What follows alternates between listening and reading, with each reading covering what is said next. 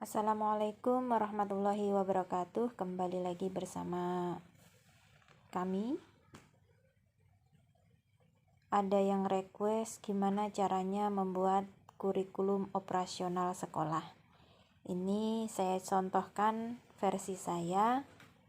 Jika ada yang kurang mohon maaf. Langsung saja, yang lembar pertama adalah cover. Untuk cover sendiri saya tuliskan di atas yaitu kurikulum operasional sekolah, terus nama sekolahnya apa, kemudian bawahnya logo, bawahnya tahun ajaran dan alamat daripada sekolah kita.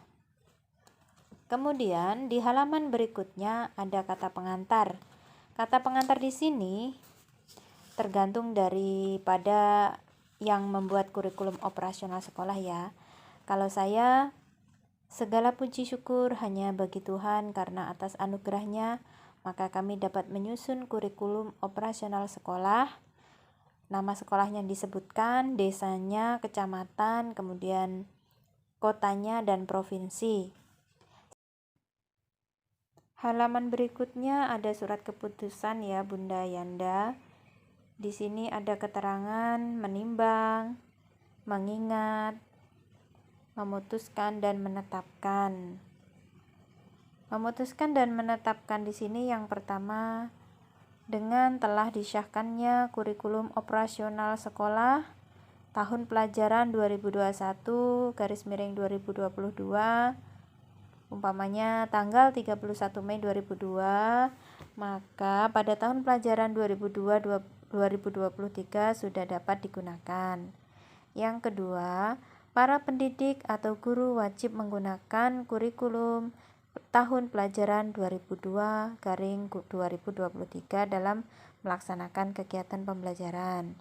Yang ketiga, apabila di kemudian hari terdapat kekeliruan dalam penetapan keputusan ini, akan diadakan perbaikan sebagaimana mestinya. Keempat, keputusan ini mulai berlaku sejak tanggal ditetapkan. Metro tanggal 31 Mei 2022.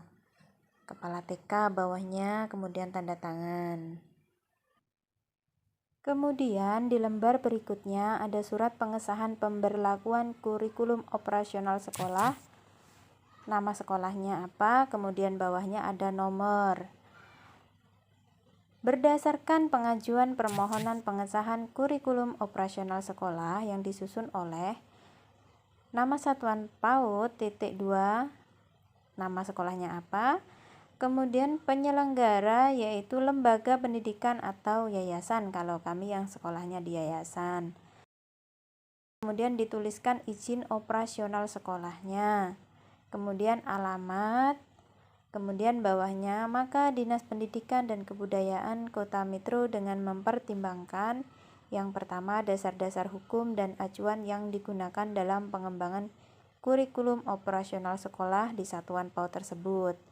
Yang kedua, tata cara pengembangan kurikulum operasional sekolah yang dilakukan oleh tim penyusun di satuan PAUD tersebut.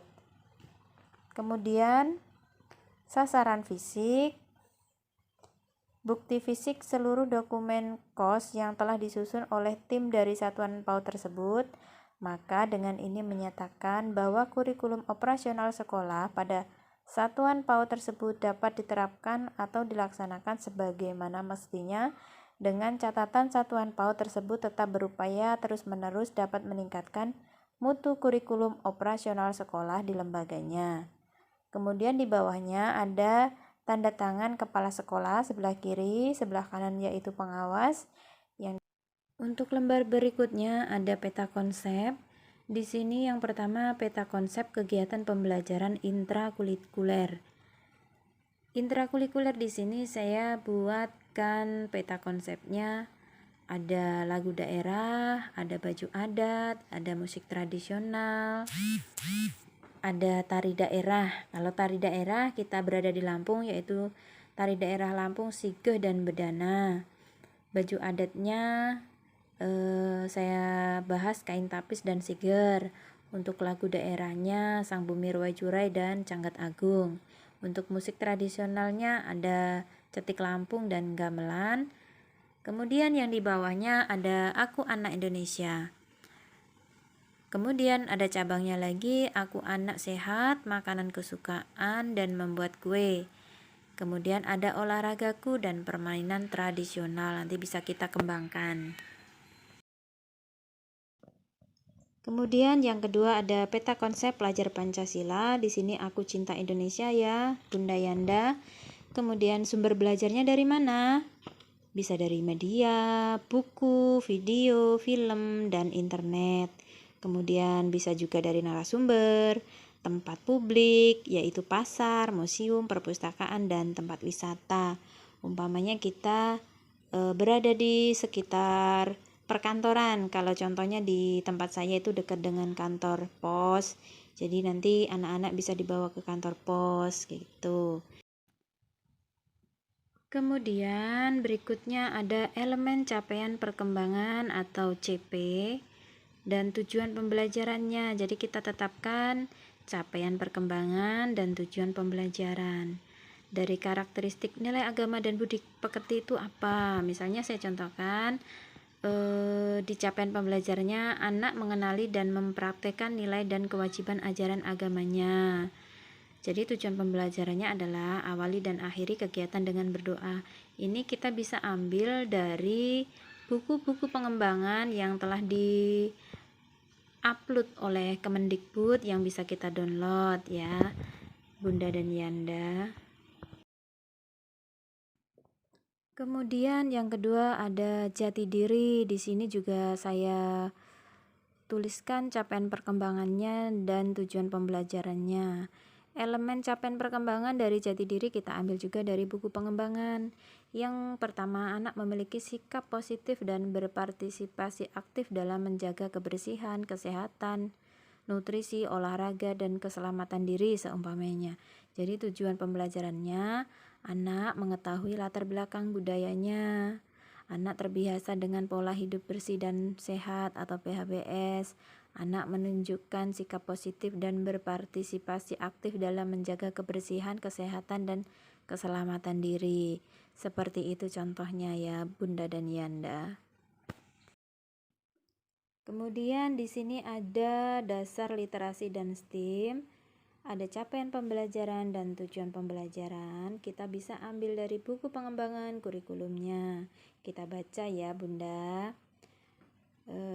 Kemudian ada dimensi, elemen dan subelemen profil pelajar Pancasila. Yang kita ketahui ada 6 profil pelajar Pancasila. Apa saja? Yang pertama beriman, bertakwa kepada Tuhan Yang Maha Esa, dan berakhlak mulia.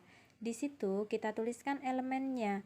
Elemennya ada akhlak beragama, akhlak pribadi, akhlak kepada manusia, akhlak kepada alam, akhlak kepada bernegara. Kemudian subelemennya juga kita tuliskan ya. Kemudian yang kedua ada berkebinekaan global. Dimensinya ada berkebinekaan global, elemennya mengenal dan menghargai budaya, komunikasi dan interaksi antar budaya, refleksi dan tanggung jawab terhadap pengalaman kebinekaan. Kemudian berkeadilan sosial. Di sini ada subelemen mendalami budaya dan identitas budaya, mengeksplorasi dan membandingkan pengetahuan budaya, kepercayaan serta praktiknya, menumbuhkan rasa menghormati terhadap keanekaragaman budaya. Masih banyak ya teman-teman. Kemudian kita lanjutkan ke 3, yaitu bergotong royong. Yang keempat mandiri, kelima bernalar kritis, keenam kreatif. Kemudian pengorganisasian atau alokasi waktu belajar. Beban belajar untuk kelas A 1050 menit dilaksanakan dalam 5 hari efektif Senin sampai Jumat. Jadi ketemunya 1 semester 17 minggu kali 1050 menit sama dengan 17.850 menit. Kalau 1 tahun, kalikan saja 2 semester. 2 kali 17.850 yaitu 35.700 menit dalam 1 tahun. Oke, sekian dari saya. Jika video ini bermanfaat bagi Anda, maka silakan like, komen, dan subscribe supaya tidak ketinggalan video saya berikutnya. Terima kasih. Wassalamualaikum warahmatullahi wabarakatuh.